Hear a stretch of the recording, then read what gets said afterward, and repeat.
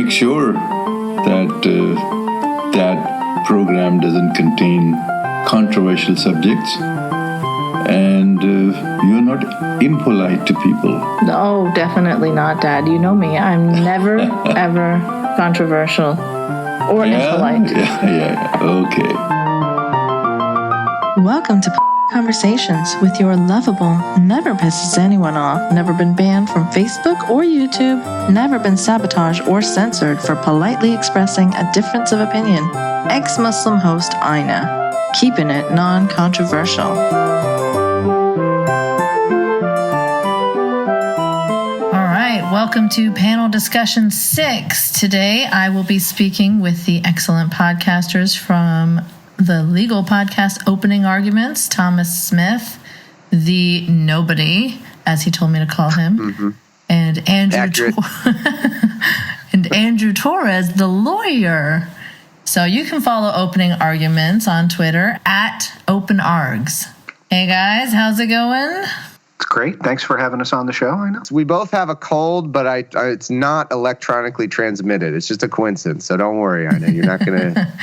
If I catch a cold after this, guys, on my next episode, I'm going to call you guys out for lying. Yeah. At least some Dustin Hoffman outbreak stuff going on. That's typical movie reference. Typical regressive leftist trying to silence my free speech by giving me a cold. I just want a recording of Thomas saying, "You can't catch it that way." I'll edit that out for you specifically, and you can run a clip on your show or something. Okay, so today we'll be talking about free speech. I think this is my 3rd panel episode about free speech. I've tried to tackle it from different angles. I covered the old news Milo ban from Twitter with Eli Bosnick, and then I covered an Australian hate speech law. And now today I think it's a good time to discuss this really absurd idea that keeps getting floated around, that the right is all about free speech and somehow SJWs are a comparable threat to Trump and we should worry about them, if not more, then at least equally. So, I might be wrong, but I'm not a lawyer. So, Andrew, maybe I was hoping you could help clarify some of that. Yeah, I hear a lot of stupid arguments on my show. We did an entire episode about the gold fringe on the flag people who think you don't have to pay your taxes if you put a colon in the middle of your name and stuff like that. This is among the stupidest arguments I've ever heard, right? There is absolutely no ground whatsoever to say that the conservative right in this country are the champions of free speech or the First Amendment. They're two separate things. Or that in which country is that? Under serious assault. Just for clarity. Oh, that country. Ew. Yeah. Yeah, you guys don't even have amendments, do you? Right. We don't have Trump either. We have it. You can. All right, you win. You just pulled out the nuclear option. You win any argument, Canada-U.S. argument with the Trump thing. We get it. All right. Okay, yeah. So continue. Yeah, but you have SB 16 though, which is of course the worst thing. It's ending the world. Yeah. Which one is that? Oh, Bill C-16? Yes. C-16, yeah. Yeah. That's a whole other... Yeah, no, I didn't mean to derail us, but the misinformation about... part of it, actually. That's a big part of this conversation, I would say. Because these people always use the same 2 examples, because there just aren't many examples. So maybe there's 5 or something, but it's always C-16, C-16. And someone had tweeted that at me so many times. I was like, all right, fine, let's just look this up. And it's oh, this is obviously nonsense. It's not being represented properly. And that was the end of that. So that's the end of that story. No, we can get into it. Yeah, there's another one too. There's an anti-Islamophobia motion that's passed or something, and the right-wingers are misrepresenting it as a blasphemy law when it has been clarified repeatedly that it doesn't really have an impact on the law. It's just about of course, I'm against the phrasing of it as anti-Islamophobia because I just think that term, complicates everything. So if it was anti-Muslim bigotry, then that would be better. If you just phrase it differently. So you're clearly saying that you're against anti-Muslim bigotry, but criticism of Islam shouldn't get conflated with that. But it's certainly not a blasphemy law. I think Canada actually has its own blasphemy law on the books from God knows when, but I don't think that's been used in ages. But anyways, again, that's another tangent. That's one I haven't gotten that one thrown at me yet, so I haven't researched the details of that. So we'll have to check that one out. Yeah, so let's talk about free speech in the U.S. right now and the right wing. And maybe Andrew can clarify the difference between free speech concepts and violating the First Amendment, which I think a lot of people get confused. Yeah. So in the U.S., our First Amendment says Congress shall make no law abridging the freedom of speech. Right. Mm-hmm. And as a result of passage of the 14th Amendment, even though it says Congress, that's been incorporated out to the states. So basically what it means is that the government can't infringe on free speech. So the First Amendment only comes into play when you have a governmental or quasi-governmental actor.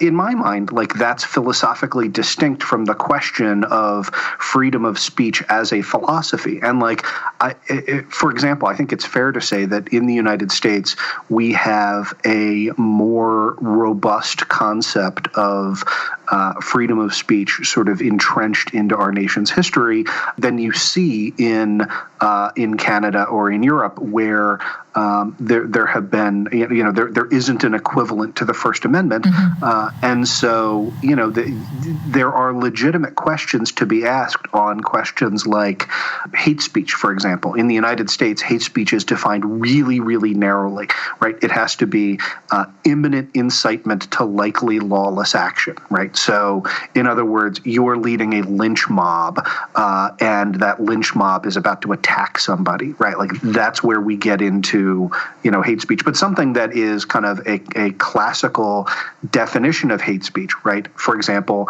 Murray and Herrnstein publishing The Bell Curve and arguing in print that, African Americans have inherently lower IQ as a result of selective breeding, right? Like that it's hard to imagine a more hateful claim than that. But I would defend Murray and Herrnstein's right to publish that, right? Like, sure. But people will throw back at you that, Murray's been misrepresented. That's not really what he was saying. And just the usual stuff about race and IQ. Curve, so, Okay. You're old enough to have read it and know it. And so he wasn't really that misrepresented, you're saying? I haven't read it, so... No, I mean, look, the reason it's called the bell curve, right? That's right. a normal distribution. And what is he saying is normally distributed? IQ scores. What is he saying is statistically significantly shifted to the left, i.e. below the norm? IQ scores for African Americans, right? So, So this conversation has been renewed. There's a renewed interest in this right now, and it's pretty big. I did a Twitter poll on this about whether there's any value to kind of investigating minor genetic differences in IQ. And I got so much nasty stuff in the comments, which I, of course, expected. I mean, the question is such. Some guy was just like, well, why are you loading the question by saying that the genetic differences in IQ would be minor? It's like, dude, but there's obviously not major differences. I think we're what? We're 90% similar to mushrooms or some crap. It's amazing. It really is. How similar our genetics are. Yeah, so I think it's 98 or 99%. So, but this actually upset someone that I said minor differences, and they're like, "Well, this is valuable information because what if we learn that we can't have an egalitarian, diverse society? That'd be so valuable to know. Really? Why? What if we learn that Scandinavia's success is owed to its homogeneity of race?" What? So you have racists tweeting at you, is what you're saying. You call them that, and you're labeled a regressive, and oh my gosh, you're taking my tweets out of context to make it look like I'm racist. Not like anyone can just click on the link and look at your tweets in context. But no, these are not outside fringe crazies. These are popular people among the skeptic community. Now, I'm not going to name and shame, but these are pretty normalized, accepted people. They call out the regressives, but they also call out the absolute alt-right, you know? So, okay, so if you make fun of Nazis, say, or, you know, buffoon racists because they're embarrassing, then you're obviously not one yourself. This is another kind of racism where you prefer like the intellectualized racism, I think, but not, you're embarrassed of people like Trump and Pepe's, so you're happy to call them out. So, I mean, two things, right? First, with respect to doing the research, again, you know, I've taken a pretty pro free speech, pro First Amendment position on the show. I'm going to continue it, right? Like, I think scientific research is valuable in and of itself, and I think asking philosophical questions is something that we should encourage as much as possible. So, yeah, if you want to research the minor genetic differences among population groups, have at it. Right, like I don't object to the research. Well, there's different. I don't object to publishing the research. I object to publishing the research, claiming that it has importance for social science, and then getting offended when people call you a racist when you want to make distinctions on people on the basis of race. But anyway. Right, exactly. So yeah, so go for it, but then at least acknowledge what's happening here, right? I think. Yeah, I mean, if you say, like, I mean, you gave an example of a tweet that you got that said this would have impacts on whether we can have an egalitarian society. Like, fine, ask that question. If your answer is, you know, no or maybe, then don't be offended when people say, well, gosh, it sure seems like you're an anti-egalitarian. Like, that's the definition of what you just said, right? So, I mean, I think that's what underlies most of this, you know, sort of garbage arguments in our community about free speech are not arguments about free speech, but are arguments about how that speech is received. And when you look at like virtually all of the complaints on the, you know, those who are trying to call out the quote regressive left, virtually all of their examples are examples where people were legally and socially permitted to engage in speech, and the net result was they were made fun of or protested against or mocked or disinvited and deplatformed or whatever. And like all of those are sort of rational, free market social consequences to what you said. The redefinition of speech into it means the majority gets to say what they want, and when other people complain about it, they are crying little precious snowflakes. Like I don't know, that I don't get it. The irony of calling people snowflakes when you're the one that can't take criticism also is it's palpable. Yes. Yeah, and as everyone's pointed out, I mean, there's no bigger snowflake than Trump. I mean, he is the most petulant child, and it's so funny that that's the great hero of this like alt-right anti-snowflake movement. I mean, he's the most sensitive little toddler that there ever has been. It's a joke. Some things I was thinking as you were saying that. I mean, I think there's a number of different groups going on at once. I think that there could be kind of a naive when we talk about this free speech sort of movement, this anti-regressive left thing. There's a naive group that I don't necessarily blame as much because they're people who are essentially they're victims of a very powerful victim mythology.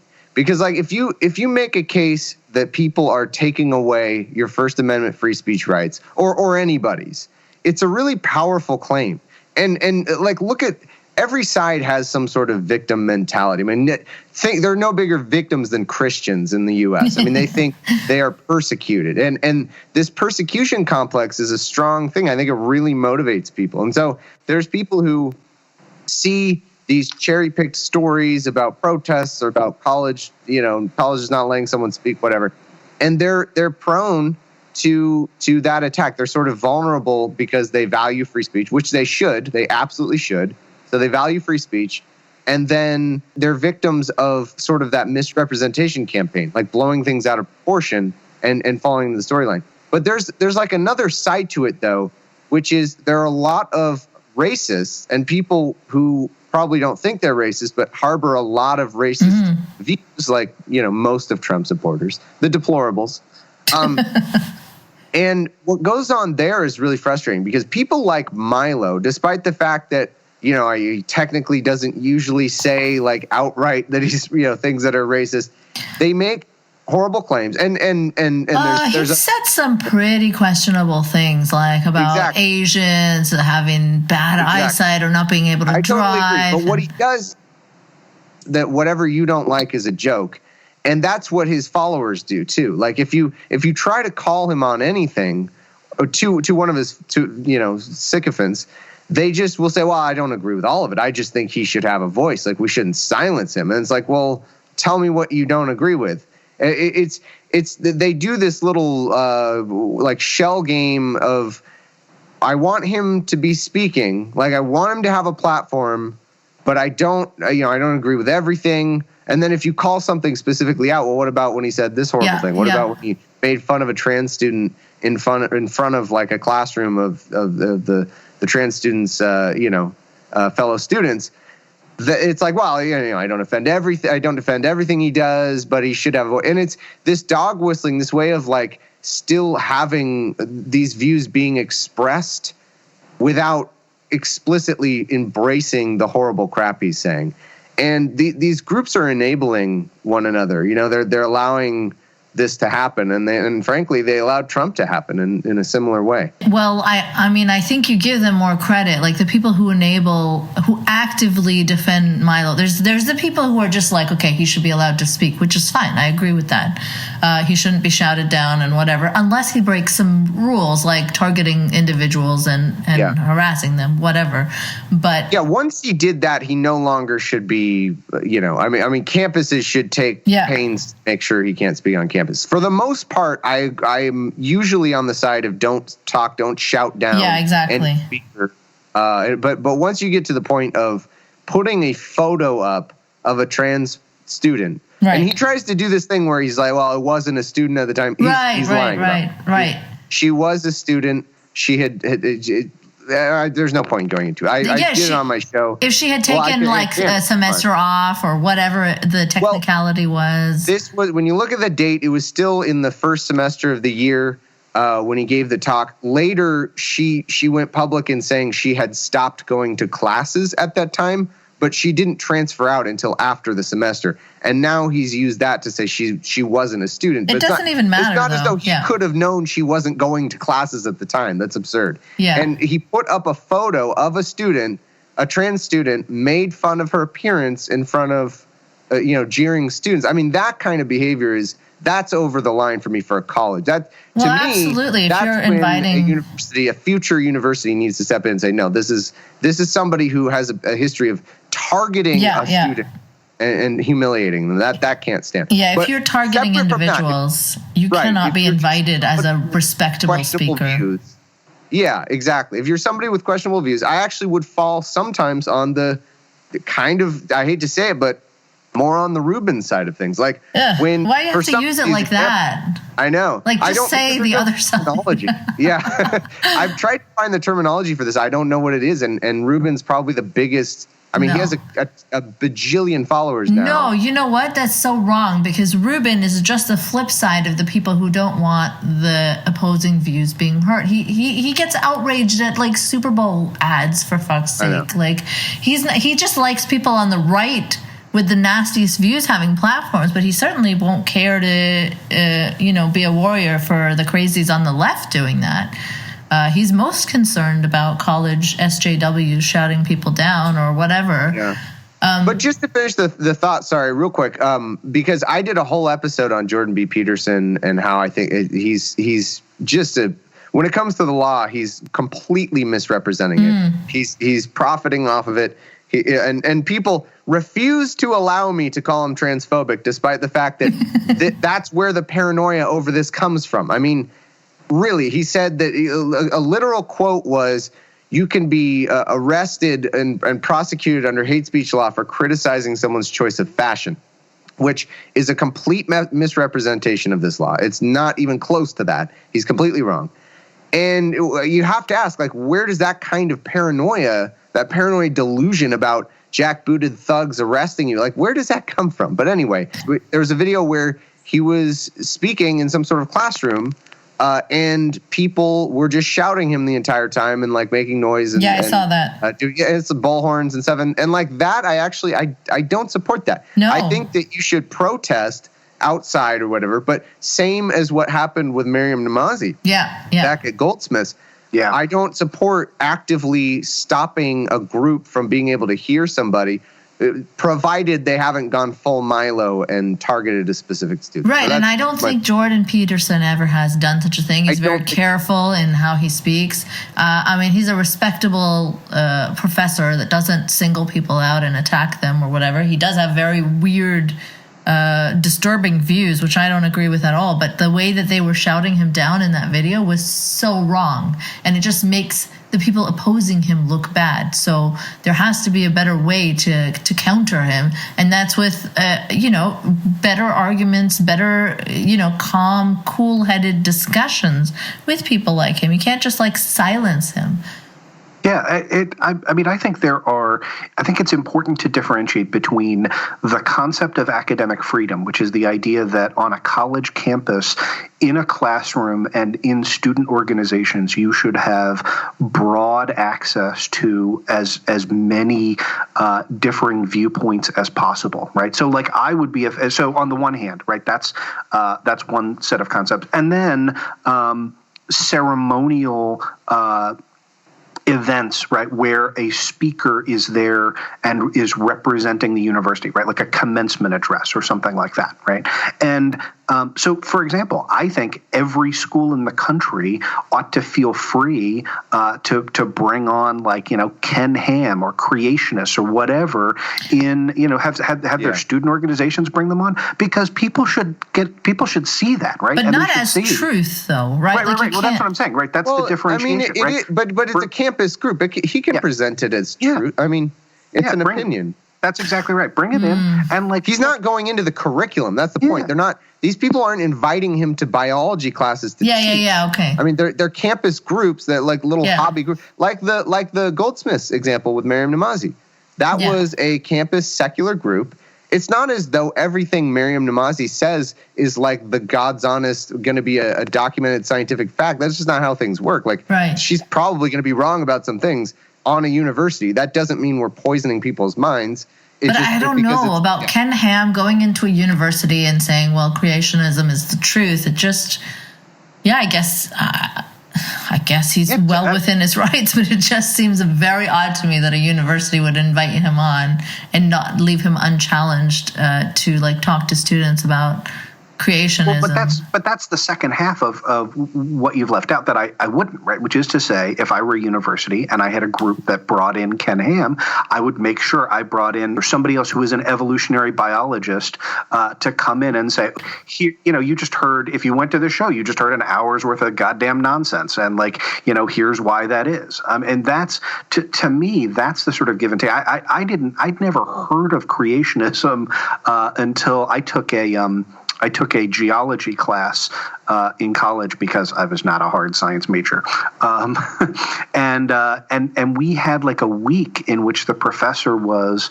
explaining how various aspects of geology proved that the Earth was 4.3 billion years old, and I went up to him afterwards and I was like, why are you doing this? And he was like, well, there are a group of people that think the Earth is 6,000 years old. And I'm like, oh, come on, right? Like, it would have been interesting, right, in the context of that, in the context of the purpose of an educational institution. Andrew, I hate to say, but you're really showing your age, because that the Earth is 4.5 billion years old, so this must have been 200 million years ago. 200 million years ago. So you're 200 million and like 40. Is that right? In the late Cretaceous, when I was taking my it would have been really helpful to But even 200 million years ago, they knew the Earth wasn't 6,000 years correct. old. That's good. That's exactly. good. And so, but I would strongly disagree if a university wanted to have Ken Ham deliver their commencement address, right? Like, no, when it has the imprimatur of the interesting. But then you're violating freedom of speech. There you go. No, I'm kidding. Well, I mean, that's interesting because there have been questionable commencement speak. So you would make a distinction there, Andrew, between because it's the full, like the actual university and not just a campus group who's doing it. Yeah, and I think they're right. Again, this is a private. We're talking about in the private school context, so the First Amendment doesn't apply. But these are the sort of the concerns that I would put out there as part of a balancing test, right? So number one would be whether it bears, the apparent sponsorship of the university as a whole, or whether it's clearly sponsored by a university group, right? The second would be whether students feel compelled to attend or, feel free to skip it if it's, potentially disturbing or whatever. And then the third would be whether there are sufficient activities that are made to ensure that there's a dialogue taking place, right? That there are speakers with contrary views that are being invited. And to me, that's sort of the solution to all of that. And it helps you differentiate in the problem between, right? Like the problem with bringing Ken Ham into your graduation address is everybody goes to graduation. It's the university's seal of approval with this guy. And he's, horrendously offensive and stupid. And there's no debate taking place. Right, but haven't people tried to stop Bill Maher and Ayaan Hirsi Ali on the same kind of basis? Like, wasn't it like the university's commencement speech? Or I don't know if Ayaan was. I think Bill Maher might have been, but they usually, which is weird because they have comedians do these things. Like you can Sarah Silverman or something. Like they'll do commencement addresses because they're funny and they had the Borat guy as well. Yeah, exactly. So that's why I was curious about Andrew's take on this. Yeah, and I would, and I think if you wanted to say, right, I don't know that this is the case, but if you wanted to compile arguments that say, we're applying a different standard to liberal commencement speakers than we are to conservative commencement, I'd listen to that argument. I would tell you that that's not remotely what these people are talking about, right? And it doesn't begin to approach the real problem, right? Which is, oddly, you never hear, Milo or Dave Rubin criticize, Liberty University, which, has a code that forbids anti-Christian media on campus. And the specific guidelines say, obviously, and this is as near a quote as I can get off the top of my head, right? NC-17 movies and games that are rated A for adult are prohibited, but your resident hall, your RA in your residence hall may also discipline students for having R or PG-13 rated movies or video games rated MA or whatever the next step down is.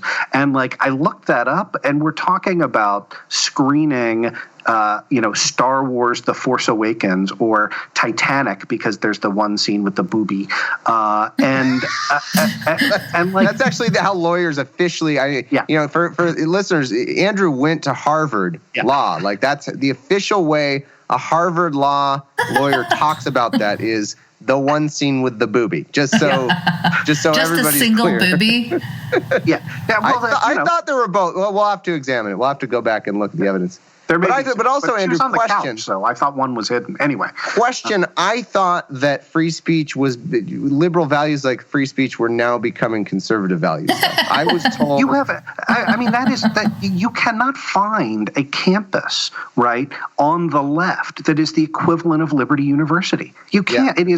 It is as big a protective little precious snowflake bubble as you will possibly imagine. Every speaker at Liberty University has to be vetted. Every professor has to sign on to a statement of beliefs that is not just I believe in Jesus or whatever, but is I disbelieve in evolution. I believe that the earth is 6,000 years old.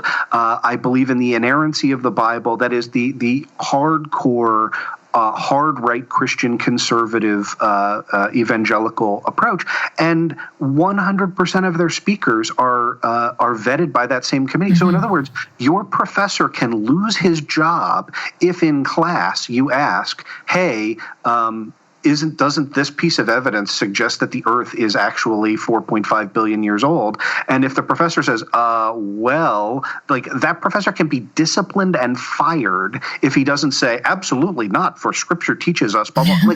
How can you possibly have a more indoctrinating anti-free speech insulated environment than one in which you are literally only permitted one kind of thought. And yet somehow, Dave Rubin goes on Alex Jones to complain about the left and being the mainstream media and anti-free. The degree to which that is ridiculous cannot be overstated. Wow. What do you know? You're just a Harvard lawyer. Yeah.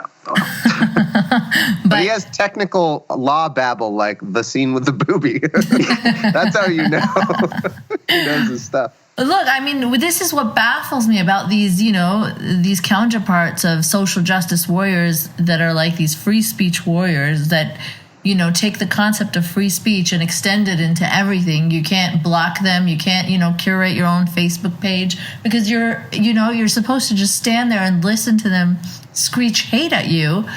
And otherwise, you're violating their free speech. Milo can, spread false rumors and say God knows what to whoever, but he cannot be taken off of Twitter because, look, there are some other accounts that said horrible things, so you need to leave Milo on as well. Like, who are these people that are constantly searching for loopholes for people like Milo to be able to spread his hate? Like, I get it. He's not legally being... It's so frustrating. Yeah, this is sorry, probably apropos of nothing, but just going back to Milo's racism. You know how hard it occurred to me the other day. You know how hard he hit Leslie Jones for typoing some tweets and like calling her illiterate and everything. And the guy he thinks should run the country, he supported Trump. He's not American, but he supported Trump. That guy Trump cannot spell tap. He spelled tap, T-A-P-P. Yeah. He literally did in a tweet. He misspells everything. Yep. And so Hereby, talk about a little bit of tap. Yeah, unprecedented. Euphemism. Talk about illiterate. Euphemism? I mean, the idea that you have such a blind spot that you think it's fine to like challenge an actress. Like we need to make sure that actresses, can spell, but presidents don't have to be able to. That's okay. Right. And tap is the best one. I'm going to be using that one. It's a 3-letter monosyllabic word, right? It shows up on preschool papers, but that's fantastic. On your point, Anna, the philosophical underpinnings of free speech, right? If you go back and read Locke and read, sorry, I'm at a loss for the particular document that I'm thinking of right now off the top of my head. The justification for free speech is that you counter bad ideas with more ideas, with good ideas, right? That the truth will drive out falsity. That's the fundamental argument. And so in cases in which it's very, very obvious that a speech is not intended to be part of a debate, but is in fact intended to be the sole word that's presented, then I don't know where the sort of free speech justification comes from, right? Like, think back to my Ken Ham example. What makes that valuable is not, what makes it not valuable is the school says, Liberty University brings in Ken Ham and says, look, Ken Ham is right, and we'll fire your teacher if he tells you otherwise, right? That's not free speech. That's not pro-education. That's the worst possible situation. The way in which it's valuable is when the crackpot view is brought in and then opposing views are brought in and you're allowed to hash it out. And when you think about all of it, you go, oh, look, like at the end of the day, this position, while, it might have cute little cartoons and a guy with an Australian accent, like cracking jokes, doesn't make any fucking sense. And like, that's the goal that it's meant to serve.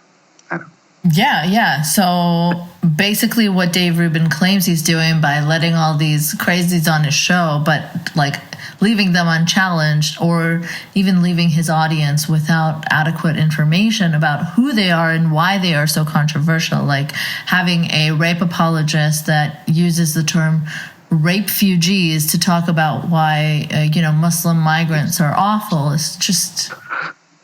Yeah, Well, what blows my mind is it's so obvious what he's doing. It's so obvious that he just wants access to their millions of followers. Milo has a huge audience. So lo and behold, what do you know? He wants to have Milo on the show, even though he doesn't agree with anything he says. He can keep that sort of arm's length. He doesn't say that he doesn't agree with anything. He said he will say, to be on all fairness to Ruben, he will say he doesn't agree with Milo on everything. He'll at least say, you and I don't agree on some things, and I remember I watched the interview. There was one thing that he almost challenged for a brief second and then instantly caved. But I'll take him at his word that he doesn't agree with everything he says. But it's so obvious that he just wants access to that audience. And when you have when you're going on Alex Jones for oh wait, can we curse on your show? Yeah, please do. When you're going on fucking Alex Jones's show, for fuck's sake, and talking to rape apologists and anti-feminists, and just people with horrible opinions, and you're not challenging them. You're making no effort. You're normalizing them. In fact, you're presenting them the best way they can be presented by removing. All he's doing, his only fundamental value is, as he claims, that free speech. People need to be heard. And coincidentally, who gets heard on his show are people with odious views with large followings. Sure, but there's like the 5 normal people that he's had on. Let's not forget those. You want to talk about normalizing? I mean, let's not normalize Alex Jones here. He sat across from somebody who said, and this is damn near a direct quote, I have personally, it makes me sick when I think of the children that Hillary Clinton has personally butchered up and slaughtered.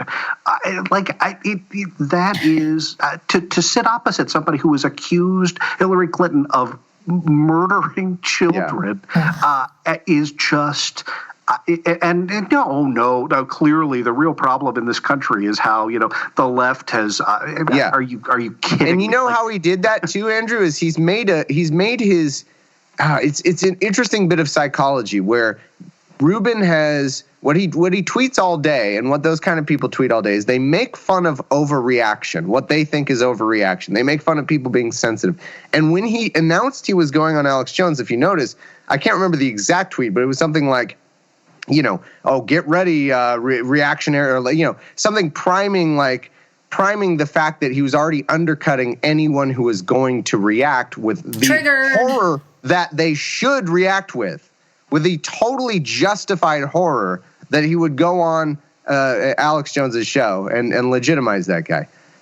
So he primes people to be wary of any sort of reation to something. Like any sort of outrage of any kind is wrong. And that's his overall value. He spends plenty of time being outraged about ads that are, about multiculturalism or diversity or feminism. Like, he's outraged about that. He's outraged about every little thing that the left does. But he can't see that. He's exactly the flip of what he's criticizing, except with more sinister intent. Like, because he's propping up the white nationalists, the white genociders, the misogynists, So at least the SJWs, even though they go so far in their accusations of racism that they make it crazy, absolutely, I'm not denying that, but I'm talking about actual social justice warriors, not simply anyone on the left that cares about racism or sexism. Right. So those people, even though they're going crazy and, just hurling the accusation of racism around, they still come from a place where maybe they want to protect an underdog, right? They don't come from a place where they want to maintain superiority. So yes, they are kind of like mirror images, except one is distinctly more sinister than the other. Well, I think Thomas made a really good point on that earlier in the show, right? Everybody wants to think of themselves as the underdog, right? Like that's Yeah, but rife there's in our reality, culture. right? Yeah, no, right. But when you are, expressing the viewpoint that, corresponds to the party in power. Yeah. It's pretty hard for you to be like, oh, I'm so persecuted. So, you have to redefine what persecution means. I mean, I have had, I know Thomas has had this experience as well. Like, I have had Christians tell me, like, well, no, on it, but of course, like, Christians are the most persecuted group in this country. And you're like, what do you mean by that? And what they mean by that are things like... such a good example for you. A great example for exactly what you're saying. Go for it. Oh man, I don't want to be specific, but at some sort of family gathering, a sentence was heard of my Catholic family or their friends, I don't know who, that people won't call it St. Patrick's Day anymore. It's only called Irish Day because they hate Catholics so much. I have never heard anyone call it Irish Day ever. I'm serious. I've never heard that. Like, not even the most PC, like, trying to be super, like, Catholic hating, whatever. I've never heard anybody say that. The idea that that's the level of persecution complex that some people can have. It's St. Patrick's Day. Everyone says it's St. Patrick's Day. I was going to give the example. We did a show a couple of weeks ago on the Washington State decision regarding the Christian florist who all of a sudden refused to provide florist for a gay wedding. Yeah, and I went and found the hashtag Justice for Baronel tag on Twitter. The idea that it is now, I mean, what these groups are talking about and saying with a straight face as this is how we're being oppressed, right? We no longer get to discriminate against gay people. Like, and seriously, like, you ask sort of basic questions about like one of the arguments the other side was making was, well, she didn't have problems selling them flowers for other occasions, but, she just didn't want to sell it to them for their wedding because that interfered with her Christian beliefs. And you're like, in what universe is I discriminate against you some of the time, like, a good argument? Like, and literally, like, that's what they're defining as persecution. I no longer get to discriminate against other people. It's kind of mind-blowing. Well, what about this whole white genocide business? It's so insane. They actually feel they're being victimized and eradicated through breeding. Like, yeah, I'll be honest, I'm not too familiar with that. Do you want to? So it's a bunch of crazy people that think they're experiencing a genocide based on their skin color, and there's some evil conspiracy to bring a bunch of immigrants and people of different colors so that they can have babies with their women and eventually just eradicate the white race. Yeah, that's true. Sorry. Oh, that's happening? Like, it's true that it's happening, or are you coming out? No, God, I'm just being sarcastic. Okay. Please. Harvard lawyer, expert Andrew Torrez says, it's a pro-white genocide. No, like, that is...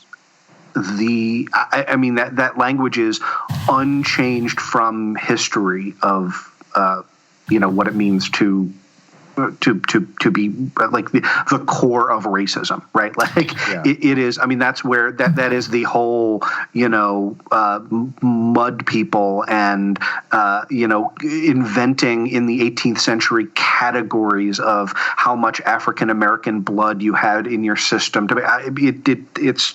It's appalling. By the way, all of that predates Origin of Species, too. I should just, not that anybody needs to know that, listening to this podcast is probably buying into the idea that evolution caused, the study of evolution caused racism.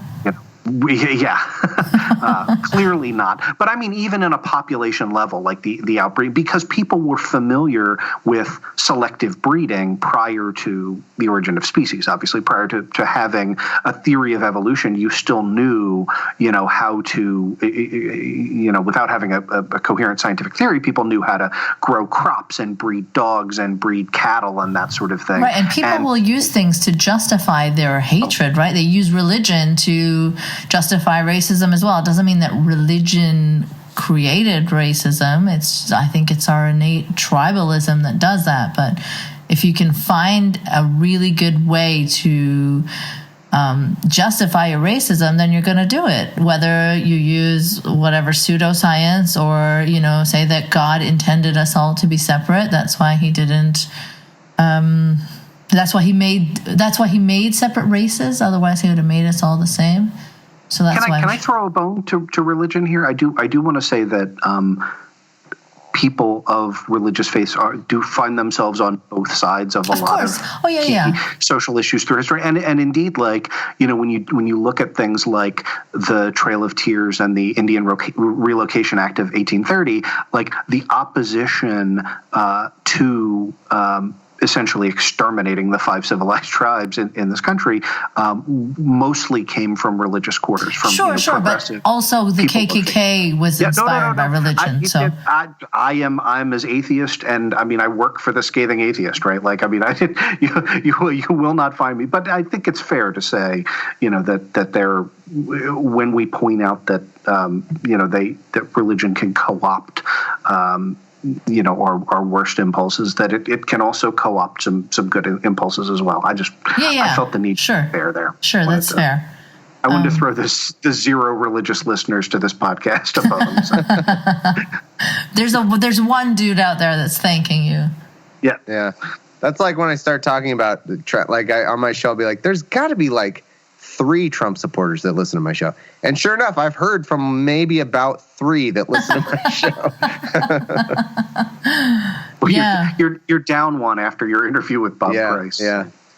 Yeah, I mean, as an ex-Muslim, I keep attracting Trump supporters. I don't know how to not do that. There's a weird thing going on there, huh? Like, I don't know that much about it, but was it Azra Nomani? Is that her name? Is she the one who declared she voted for Trump? And basically, man, there's a weird, is it an ex-Muslim, a segment of the ex-Muslim population? She's not ex-Muslim, though. She's a Muslim reformist. Okay, yeah. But yes, you're right. There are some kind of Trump apologisty or right-wing apologisty ex-Muslims as well, and there's some like ex-Muslims that are way to the left of me who think I'm an evil MRA.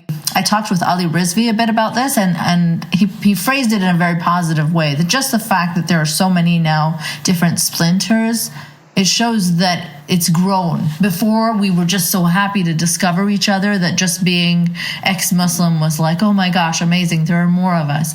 But now there's so many of us, we can kind of divide on political lines. So yeah, how do you feel about that?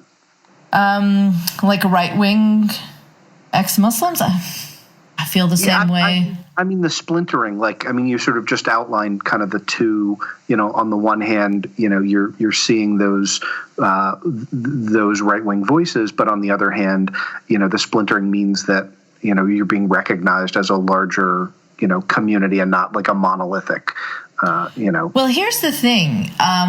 The right-leaning ex-Muslims and Muslims will always have much more support in the Islam critical scene. And they don't have to be even like Trump apologists, really. They just have to be the people that are more focused on criticizing the left. So like, whereas if 2 years ago, I was very comfortable in criticizing the left because I felt very, I guess, very safe that I'm around a bunch of liberals as well. But now I really don't feel that. So if you know, like, I feel like racism is cool again and sexism is cool again in a way that it never has been that I have seen. It's a rough place to be. And it's something that I almost understand when a lot of, I can't remember who it was, but it might have been the Jake Tapper interview on Bill Maher, which was really excellent, actually, where they talked about mistakes the media made. They treated Hillary like she was going to be the next president, and they graded on a curve for Trump, like, because they just didn't think he was going to be president. So sometimes they didn't take him seriously enough to even have the reaction you should have been having. And that's not a great place to be. I prefer, like you, I totally agree. I would rather be in a position in this country anyway, where the left is in power and I get to criticize the left when I disagree with them, which is for all the time. Like I don't think any movement is all right on everything. But it's when you're in a situation where, and again, this is very U.S. centric, so I apologize, but where a clown is running your country, just an absolutely unprecedented clown, just a demonstrably. I mean, it's impossible to keep in one's brain all of the reasons why Trump is.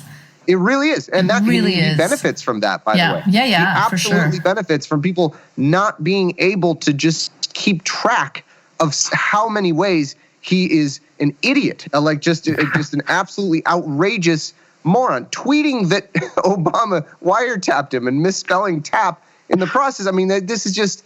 It's you would if you told the founding fathers about this, they would just have a heart attack. They would clutch their heart and just die. And he lied about it in a hearing about him lying on Twitter. Like he lied on Twitter. Yeah. And then the guy, that's exactly, he tweeted, Comey says this, says there was no, that's what it was. Comey, I think this is what you're talking about. Comey says the Russians did not affect the election. And then they asked him, I think it was Comey or was it the other guy? They asked him, is this tweet accurate? Like in real time. Yeah. He's like, I would not say that that's accurate. Because he said, he answered that they didn't hack any votes, but that's not the same as saying they had no effect on the election. But what I was going to say with this is you need to make very clear, and I think a big mistake that a lot of people are making is there are a lot of people who are uncomfortable with always agreeing with one side, or they like to call out the left because they want the left to be better, like a Noam Chomsky sort of attitude of I'm gonna criticize everybody, I'm gonna criticize who I think I ought to be right more, and I can respect that. I can respect wanting to call out your side, especially. You know, I do respect that a lot. That comes with demonstrating that it's your side, right? Like it does, there's and no you indication. Can't do it at the cost of putting a fucking clown into power. You can't. That's not worth it. Like it's right. So you have to be very careful. And a lot of people were not careful. A lot of people were just like, well, yeah, but look at Hillary was this, or like, it's like no. There is no comparison. Like there is absolutely no comparison. None. And look, I mean, just being of Muslim background, whereas, you know, Asra Namani and other ex-Muslims who do lean a bit more right than me, they criticize hijabs and things like that and the left for kind of glorifying this misogyny, right? Which is great. I'm completely on board with them. I am a huge critic of hijab and niqab myself, as I've been on your show once before to do that.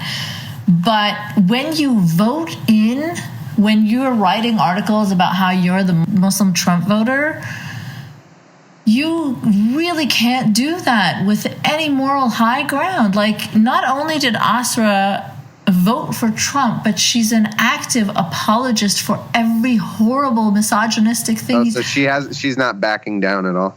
No, in fact, she's all like it was all locker room talk, and then she's all like the left is engaging in cyber jihad against Trump. Cyber fucking jihad. What does that mean? I don't know what that even refers to. That means like people are making fun of him on Twitter. Oh, okay, yeah, I am engaging in cyber jihad then. Yeah, that's exactly what I'm doing. It was definitely. I was glad that's a uniquely liberal phenomenon against Trump. I mean, you certainly couldn't find any tweets hostile to Barack Obama. Like no, definitely nobody was ever hostile to Barack Obama. But I shouldn't have been surprised that Asra Namani is sticking to her guns, because when I interviewed Robert Price, Trump supporter, on my show, I actually went into it thinking, oh, okay, cool. I went into it thinking, well, there's no way he could be happy with how this is going. Right? Yeah, right. I went into thinking, sure, maybe he supported him, but if I ask him about all this stuff that he's, these promises he's directly not keeping up to and all this stuff, like, he's got to say, like, yeah, well, maybe in the future. No, every party line, like everything, just textbook Trump defense, everything is fine. He's doing everything right. And look, this is a real asymmetry, because if you look at people who supported Barack Obama in 2008, and you look at interviews that are on the record, or you watch old Keith Olbermann countdown episodes or Rachel Maddow at the time, right, in 2009, 2010, and you ask those people, so how do you think Barack Obama is doing? Like, every single one of them would say, like, well, it's pretty obvious that, like, his lack of executive experience has come into play here with respect to how healthcare got passed, right? Like, it took so much longer. There were all. I mean, you went through the history of it. Wait, I thought it was passed in the dead of night before anybody could read it. Like, the Republicans just told me it was. Right. But it took like a year. And there were repeated efforts and repeated statements of, we're going to make sure that we get some Republican votes, and it was just and when you talk to liberals, like, they did not live in this alternate universe where, healthcare is totally passed smoothly, and we always meant for it to be this way. Like, no, we were legitimately critical of what the president was doing. Now, contrast that. Suppose you agree with the proposed Muslim ban, right? The executive order that's now been revised, that now only applies to 6 nations, that we've covered on multiple episodes of the show. You have to admit, like, if you want to see that passed, you have to concede that the incompetence and duplicity of the Trump administration is the reason that it has now been blocked by the courts. No, right? liberal activist judge. It is clear, like, you read the opinion. We have linked this multiple times, in our show notes. This is the greatest thing about having a lawyer on your show, by the way, Ina. It's fantastic, because he has these magical things called actual documents that tell you. Because I just read the news, like what people tell me the document says. Andrew's like, well, why don't I just look at the actual court opinion? And it's incredible. It blew my mind. Yeah, and what the courts have said now twice, right? Like what the Ninth Circuit said that led to Trump revising the executive order in the first place, and what the district courts in both Hawaii and Maryland have said is essentially that there is now a viable First Amendment argument against the revised executive order. Something I by the way, didn't think was likely at the outset of this, right? Like, when we covered this a year ago, and you said to, and Thomas asked me, can Trump actually ban immigration into this country of Muslims? The answer was, yeah, probably he can, right? Like, there's a statute, 8 USC 1152A, no, 1152F, 1182F. Sorry. 82. Yeah, I was going to say there's an 82. I know there's an 82. Right. Yeah, it's 8 USC 1182F that gives him the power to do that. But because Trump said in public so often, oh yeah, well, we're doing this to get rid of the Muslims, and like we went to Giuliani and said, oh, you're gonna help us get rid of the Muslims, right? And what this recent court decision just did in Hawaii was actually quoted Trump from the debates, right, in which he was asked the question. This was after Mike Pence's disavowed the Muslim ban in his vice presidential debate in that fantastic display where Mike Pence was like, oh, come on, our presidential candidate does not honestly believe the things he said, right? And then the moderator said, well, so are you still going to have the Muslim ban? And Trump says, oh, yeah, we're definitely still going to have the Muslim ban. We're just calling it extreme vetting. Yeah. And so, what that does is that helps that it allowed the ACLU. He can't help himself. He can't, because he can't be wrong. He can't sit there and say, it's not going to be a Muslim ban. That was too far. We'll do something that will be just as effective, but we'll find a better way to do it. He can't do that. He cannot do that. He has to say. That's all he has to say. Okay, let me circle this back to free speech. So basically, things like the Muslim ban and stripping women of reproductive rights and reintroducing anti-LGBT laws, bathroom bills, and all kinds of bullshit. I feel like the left is always portrayed as the only censorious anti-free speech, anti-freedom kind of, just because on campus, yes, there are some issues where there's a riotous protests and people shout people down, but this is not comparable, I feel, at all to, Republican lawmakers introduce bills to curb protesting in at least 18 states, or there was this this Not to Republican guy. mention, we haven't even talked about the president of the United States attacking journalistic freedom. Right, exactly. Nothing's more fundamental free speech than freedom of the press. And he says you shouldn't be allowed to use anonymous sources. Shouldn't be allowed. He says. He said that the Supreme Court should overturn New York Times v. Sullivan, make it easier for public officials to sue journalists for libel, which is directly intended to chill the press into attacking elected officials. Right. It is in all of these examples. Whenever I encounter anybody on the yammering right who says, well, it's the left who's I say, OK, let's start listing them. OK, give me your top 5 of ways in which the left has stifled free speech. And it's always the stupidest shit. It's always like, well, this guy on Twitter once said, and it's like, OK, well, let's weigh all of those examples. Yeah. Your people at a university got mad at a speaker and disinvited somebody, and this guy got angry on Twitter, and this guy's Facebook account was blocked. And let's weigh that against actual legislation that's been passed by the right. Right. And even in terms of protesters, there was a Michigan Republican who suggested a Kent State thing would be the solution. God. And Robert Price parroted that shit. On my show. Right. So for people listening, Kent State University students were shot and killed by the Ohio National Guard in May 1970. Praising Kent State is like praising 9/11. I mean, it literally is the same thing. It is praising killing people for their beliefs. I cannot. That was a fall out of my chair moment when I heard somebody make that comparison. Right. So he said, violent protesters who shut down free speech. Time for another Kent State, perhaps. One bullet stops a lot of thuggery.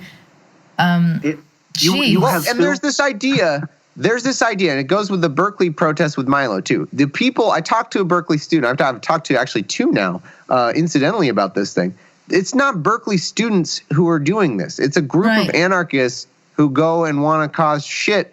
And the idea, there's this sort of false assumption that if not literally 100% of people on your side act perfectly at all times, then your cause is illegitimate. Mm-hmm. Like, that's the claim. Like, if I can find But meanwhile, the president on their side can act crazy. Just ignore that. But if you know how few people it takes to make a protest turn violent? It takes like 7 people. Yeah, yeah. I mean, it's nothing. But even then, though, there was a person who was shot at the at one of the Milo protests, and he. Oh, it turned out to be by the other side, right? It turned out to be a guy who was a Milo fan who had been messaging Milo for an autograph, and he was a Trump supporter. And the victim was there to protest the Milo stuff, according to whatever articles I've seen on this. Lone Wolf, you just explain that away. That doesn't count. Right, but he didn't want to press charges. He would rather call for dialogue and restorative justice than criminal charges. Oh. So I mean, there are people that are trying to get dialogue happening even after they're shot. There's Republican lawmakers that are suggesting to shoot protesters. So, I mean... And guess what? There's a lot of idiots on my side, on any side of this issue. It's not as though every side's perfect. There's except they have the president who's the fucking idiot. So that is a bit more. We don't know. That's the difference. We didn't elect our idiots to run the fucking country. Right. So how do people think that, protesters at Berkeley are worse than Donald Trump stripping everyone of rights? And it just boggles my mind. Even his views on burning the American flag. If they do, there must be consequences, perhaps loss of citizenship or a year in jail. Why isn't Rubin talking at all about this when he cares about free speech so much? Yeah. I mean, let's go back to again. I mean, I encourage the technique of ask for the harms on both sides and weigh them out. Like right now, there are 18 states that are weighing different measures, that have bills that have been proposed and introduced in state legislatures that would, to varying degrees, criminalize protests, including 3 states I know of, maybe more, in which they want to remove from the state list of crimes vehicular homicide if you run over somebody who is engaged in the kinds of like Black Lives Matter, protests where they've blocked highways and that sort of thing, right? Like that's literally saying we want you to kill protesters. Now, I kind of think if you're pro-free speech that you might think, maybe the biggest target of my ire should be the people who want to kill people who disagree with me. But they'll quote some crazy person on campus saying kill all white people, who's probably... Right, but the difference is this is a bill that's passed the state legislature. Right. And Yeah, how far is the kill all white people bill gone in the legislature? And also in terms of like, how they say that leftists, try to censor professors that don't abide by their crazy SJW rules. There was a professor who admittedly might be crazy or whatever. He said something about all I want for Christmas is white genocide on Twitter, like it was a joke. And white genocide, as we discussed, isn't really a genocide. It's just like mixed race babies. Yeah. So. Well, I covered a story. It was so funny because one of the ways I got kind of more in touch with this is I had a listener who would chirp at me these kind of things, and I wasn't too terribly interested in it. But one time I decided, you know what, I'm going to look at all these things he's tweeted me, and I looked at 3 stories that were, and I just. The last 3 he sent me, I did no selection of any kind on this, about this so-called like free speech is being killed by the left, those kind of stories. All 3 of them happened to be completely fucking fabricated. Like they were exaggerated from nothing. And one of them was a professor who claimed he was put on leave for expressing like anti-PC opinions or something like that.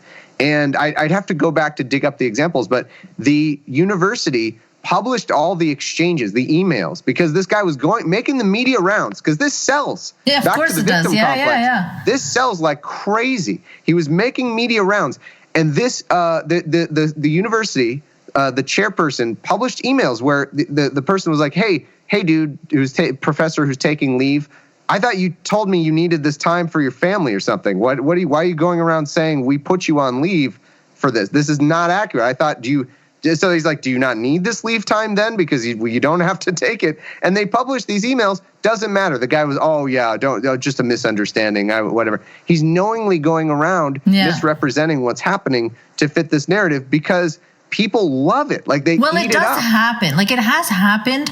But yes, I mean, can we just get some acknowledgement of the really insane stripping of rights that's going on the right? Like, I don't understand this lack of proportion. This is why it just gets me really, really upset because, I'm happy to acknowledge the flaws of the left, but you have to see that what's going on the right now is really troubling. And that's why I think that the kind of let's criticize our own side stuff can be a little less at the moment. It doesn't have to be eliminated, but like we, especially people of Muslim background, right? Like there are many people that are threatening our very existence in places like the U.S., right? So just to travel, just to have our families travel, these are things that are being taken away. People attacking, hate crimes just based on the skin color. You don't even have to be Muslim. So how do we then talk about the left, being shitty and glorifying hijabs only? Like, I'm happy to talk about that, but I'm also going to talk about the problems of the right. So I just don't understand the people that focus on the left at this point. Yeah, I think I would be happy just for false equivalence right now. Like, it's not, right? Like, the left is not as bad as the right. But if people like, Dave Rubin spent 50% of their time, attacking, Goldschmidt's University for their speech codes, and 50% of their time pointing out that, Liberty University only invites hardcore fundamentalists and will kick you out if you watch a PG-13 movie. But he's allying with PragerU, like with, atheist-hating, crazy, homophobe Dennis Prager. Yeah, he's taking advantage of it. He's selling out to people who want to hear a self-hating liberal, quote unquote liberal. He's not a liberal. He's a libertarian essentially. But what is so funny is that someone called his podcast, I think it was in a news story, they said like such and such and Rubin a right-wing outlet. Yeah. And he said, "Oh, I'm not right-wing." And my response is like, you might not be right-wing, but you are a right-wing outlet. Like you can I'll take his word. If he's a libertarian, he believes in gay marriage, he believes in some things that aren't right-wing, fine. You're a right-wing outlet though. When you have right-winger after right-winger after right-winger, Trump supporter after Trump supporter, you're a right-wing outlet. It doesn't matter what you believe. If that's what you're putting out and you're giving these people access to hundreds and hundreds of thousands of your audience, you're a right-wing outlet. Yeah, and let me be clear. Like, Dave Rubin has no obligation to have us on his show or something like that. Like, you can have whomever you want on your show. Just be honest about it. But don't say that left-leaning people refuse to come on my show. That's why I have so few, because that's what he goes around saying. That's not at all true. Yeah, well, and then he puts out a wish list of liberals that he will talk to, and it's like. It's everybody like with FDR. It's like the most famous, like just the most famous. Barack Obama. I'll talk to Clinton. I'll talk like just the most famous people that have the hugest following. Which I get it. I get that you want to have people with big followings. I get that you're not going to have any random person on. But at a certain point, when you're battling, when you're going that hard on a given ideology, I think you kind of have a responsibility to have somebody on who's just willing to come on, which there are plenty of examples. What about me, or anybody? The ideological purity tests of the left, right? Like, people are always like, oh, the left, they're always like, eat their own or whatever. But look at what's happening with Tomi Lahren right now. I don't know if you know who she is, but she's a conservative on one of... That example is so good for what we're talking about that I'm almost embarrassed to even bring it up. Like, it's too easy. Like, we should... It's just a complete layup of an example for everything we're talking about. It's someone on the right who lost their job because they expressed a view that the right didn't agree with. It's completely obvious. Right. We should have been talking about that from the beginning. You're totally right. And also, they'll criticize movements like Grab Your Wallet, and Trump will scream, "Don't be mean to my daughter Ivanka Nordstrom." And meanwhile, they're outraged about Super Bowl ads. They're boycotting Beauty and the Beast. They're boycotting Hamilton. They're boycotting Hawaii. Let's not pretend. I'm boycotting the moon and other, The boycotting Hawaii was particularly hilarious. I mean, it just illustrates a complete lack of understanding about how our government works. In particular, I like that. Well, as soon as you take away those tourism dollars, they won't be able to pay those liberal activist judges, Andrew. That's how it works. And also, roughly, to bring this all back to free speech, roughly 2/3 of the people with, boycott Hawaii tweets have some kind of I'm pro First Amendment in their Twitter profile, not understanding that the reason that the District Court of Hawaii blocked the executive order was on First Amendment grounds, right? Like, the First Amendment prohibits the government from passing legislation, or in this case, issuing an executive order on the basis of religious animus that is intended to target a particular religious group. And that was one of my favorite things that I saw on Twitter with you, Andrew, because you had a tweet that was, this violates potentially the First Amendment. Someone's like, what does this EO have to do with free speech? You're like, there's some more things in the First Amendment. There's 3 more clauses in that. A couple more things. But somehow that the establishment and free exercise clauses don't percolate up at that level. So can we have a sum up kind of statement from you, Andrew, Mr. Harvard lawyer. What do you think? SJWs or right-wing lawmakers? Summary, that booby scene. That scene with the booby. Yeah, sorry. Yeah. So the answer is I cannot come up with. I would welcome, tweet at us at Open Args, right? Like if anybody can find an example of a law that passed from the left that restricts freedom of speech, I'd love to see it. I literally can't come up with examples. The only things that I can even remotely come close to are going back to the 1980s when there was sort of a weird alliance between the hard conservative right and the anti-pornography feminists like Andrea Dworkin or like the Tipper Gore and the concerned Washington mothers or whatever, which kind of had a conservative Democratic component to it, but I can't find anything from what you would think of as the left, from the liberal wing of the Democratic Party in any liberal state where they control the legislature that remotely restricts free speech. That's just not what liberalism is about. And all of the examples that I encounter on the right in criticizing leftists as being anti-free speech wind up being not social behaviors rather than laws.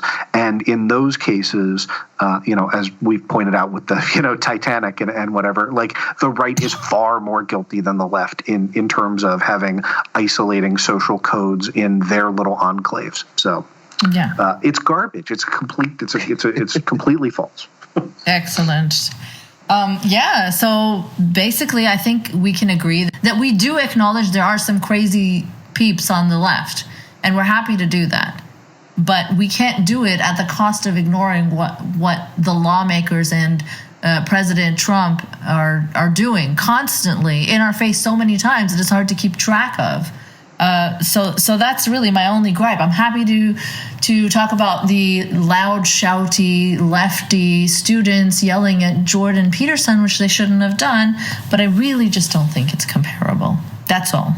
Because I know. Yeah, and look, we take on our own. Unlike other folks, we're happy to say we have a pretty left-leaning show, but we take on our own all the time on that show, right? I got thousands of pieces of hate mail when we did an episode that debunked the Jill Stein recount efforts were very clearly a scam. It was a fundraising scam by the Green Party. That was liberal nonsense. Yeah, that took advantage of well-meaning people on the left who really were sort of clinging to this hope of, we're going to overturn the election, and if I give money to Jill Stein, it'll make it happen.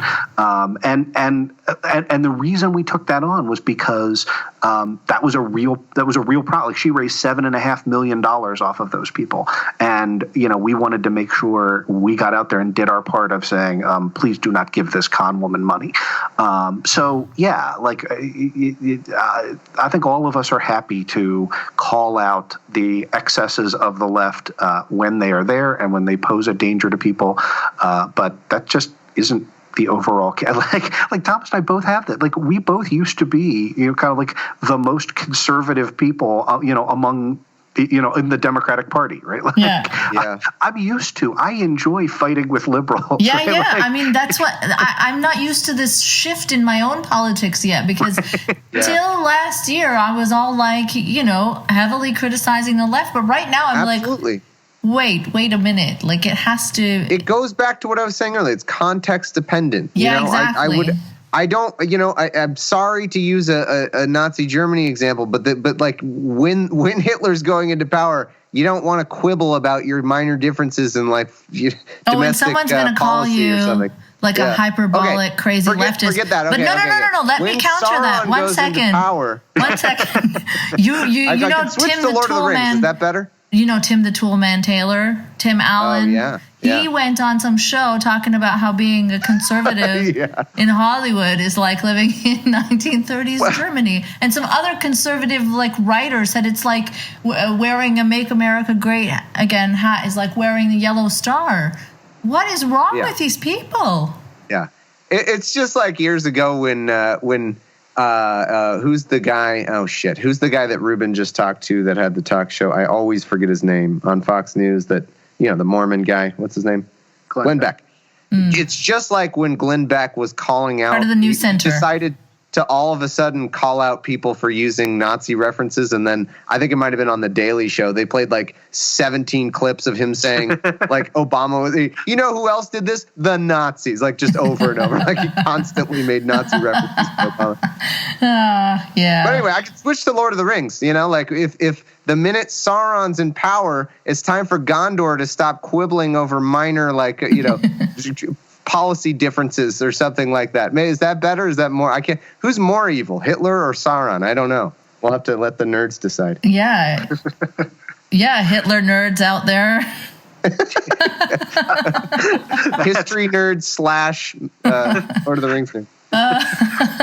But also, okay, one last thing I'm going to say before I go is that it's often not phrased as a censorious, not tolerant of dissenting opinions kind of argument when, say, like someone will rip a hijab off. But I really do think that it is similar to, like, say, a Berkeley protester pulling a Make America Great Again hat off. I don't right? agree with that. Yeah, I don't agree with doing stuff like that. I mean, it's absolutely. Again, I don't agree either. Call out the left when they're wrong. I don't agree with you throwing eggs at people or doing any of the crap where you see people have done to Trump supporters. I don't agree with that. I didn't agree with punching the Nazi. I don't agree with that. Yeah. Call the left out from the left. Like that's the thing. Like, do you just look at platform to platform? I mean, that's the big thing that I did even with the Trump-Hillary election, which was not even close.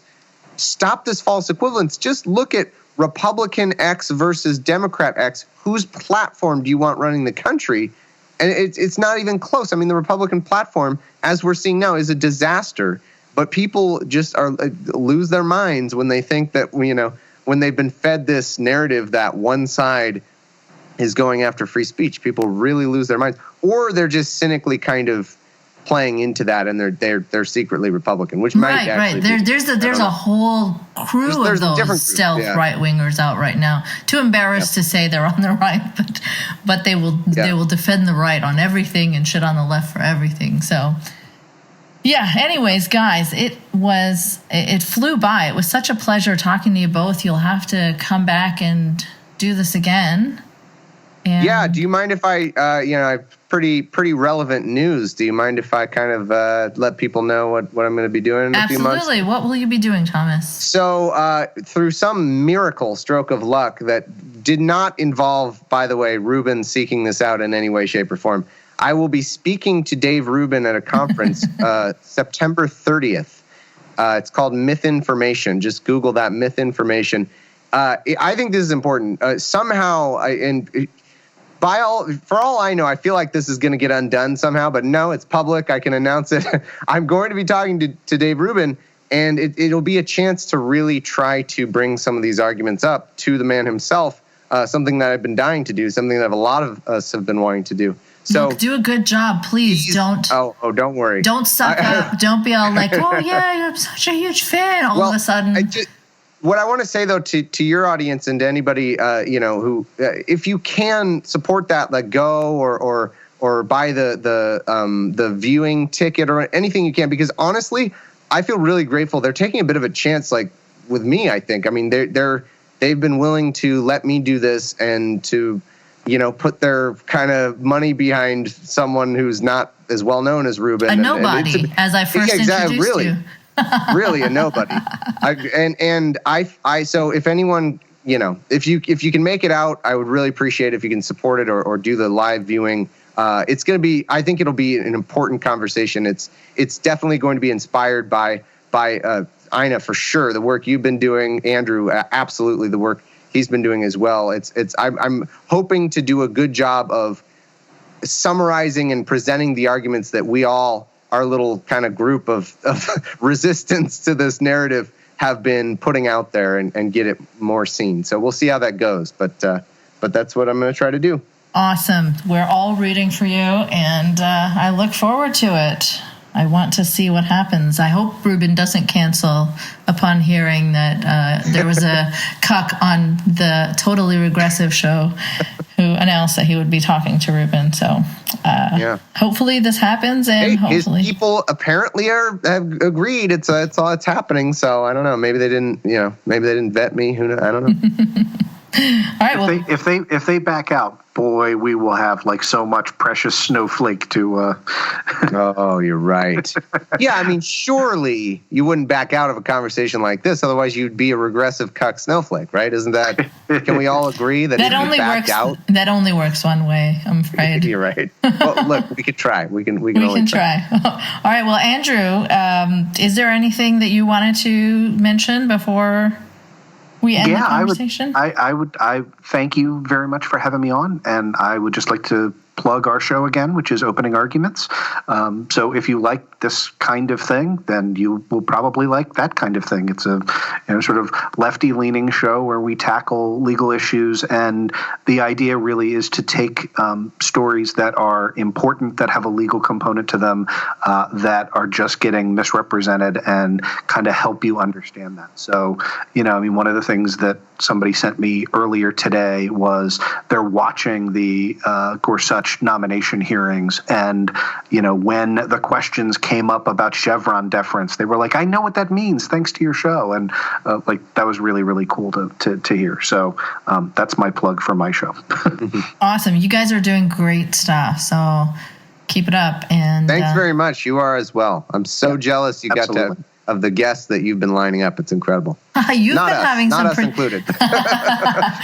Until us, you were on a roll, and then oh well. And then no, I'm so excited to have you both on. No, you guys are awesome. So it was a pleasure, definitely. Thank you. All right, we'll talk again. You take care, guys. You too. Bye-bye. Thanks for listening to another episode of Polite Conversations. You can support this podcast by sharing the shit out of it, making some noise about it, or contributing via Patreon. Patreon.com/Nice Mangoes. No E in mangoes. Also, you can follow me on Twitter @Nice Mangoes. If you want to make a one-time donation instead of a monthly Patreon one, you can do so via PayPal. nicemangoes.blog@gmail.com. Remember, no E in mangoes. If you've got an interesting story and would potentially like to be a guest, you can email me there too. A special thanks to Dylan Beck for theme music, sound, and production help.